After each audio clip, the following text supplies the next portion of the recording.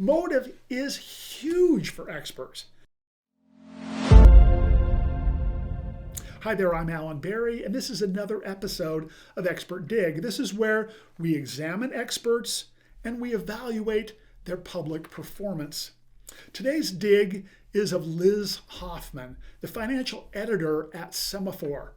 Following the FTX cryptocurrency disaster, Hoffman was interviewed on National Public Radio by Ryssdal. Let's take a look at their exchange. Ryssdal first asked, what is a cryptocurrency exchange? You can think of it like the New York Stock Exchange, but instead of trading shares of Apple or Microsoft, you trade cryptocurrencies, these sort of funny money coins that are have become all the rage in the last 5 or 10 years. Okay, let's pause right here for just a moment. Metaphors and analogies. You can think of it like the New York Stock Exchange. They're really powerful tools. An expert's well-placed analogy can make complicated subjects much more understandable and approachable. I think all experts should have a dozen analogies at the ready. On this, I think Hoffman does really well. She's loaded with analogies. We'll hear her use comparisons like this in almost every answer. It's not bad. Ryssdal then responded, what was FTX's place in that exchange ecosystem?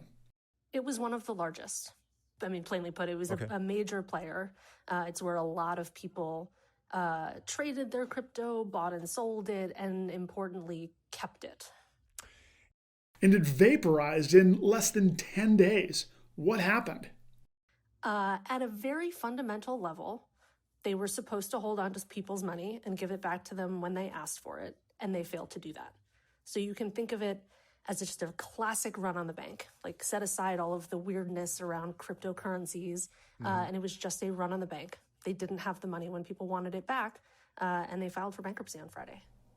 And there we have another well-placed analogy, I'll say, like a run on the bank. I think that's pretty good. I don't like some of her phrases like the weirdness around crypto. I don't think that helps. And previously she said crypto is funny money. I think those sort of phrases, I think they cheapen her comments. And I also think that her audience is a little more sophisticated than that. But I think we can let that fly. The company and its high-profile founder, Sam Bankman-Fried, is under investigation. Yes.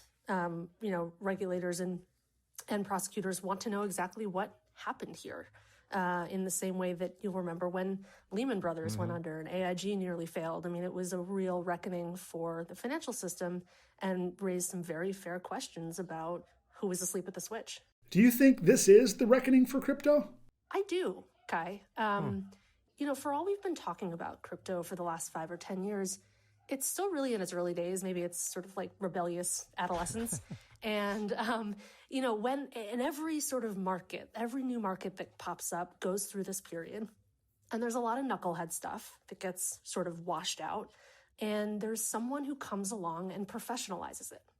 And that was supposed to be Sam Bankman-Fried, who I should note is an investor in Semafor. Yep. And without him, there is not an obvious contender for that role.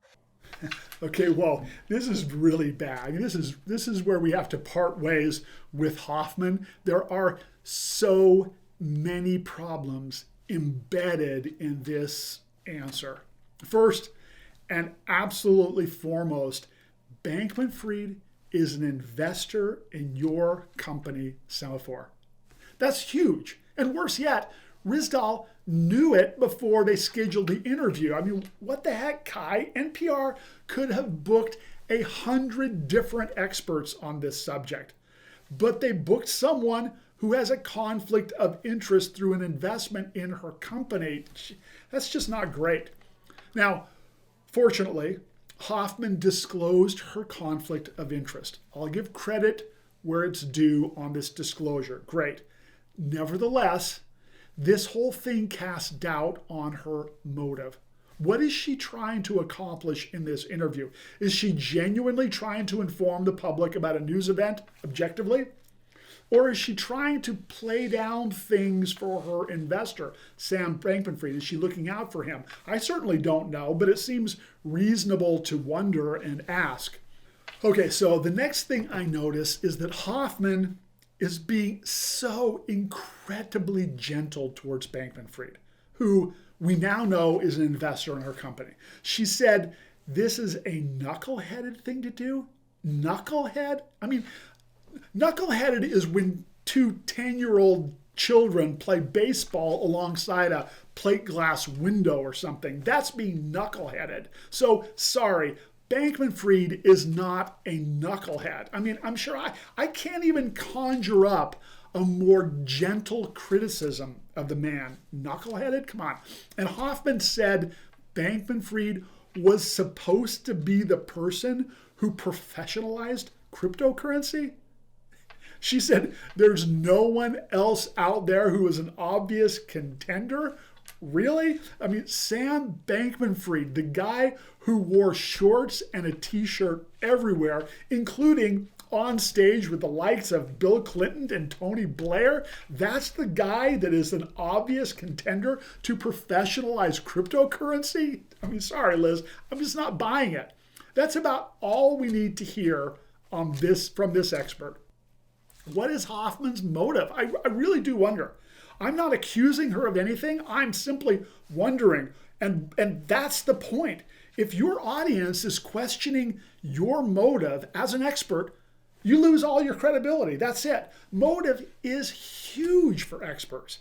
If an audience doesn't trust the expert's motive, for any reason, valid or invalid reasons included, the expert will accomplish little or nothing of lasting value. The motive of an expert matters a ton. Motive matters first, and it matters the most. Experts should leave no doubt about their motive, because Hoffman leaves her motive in question. She deserves this expert dig.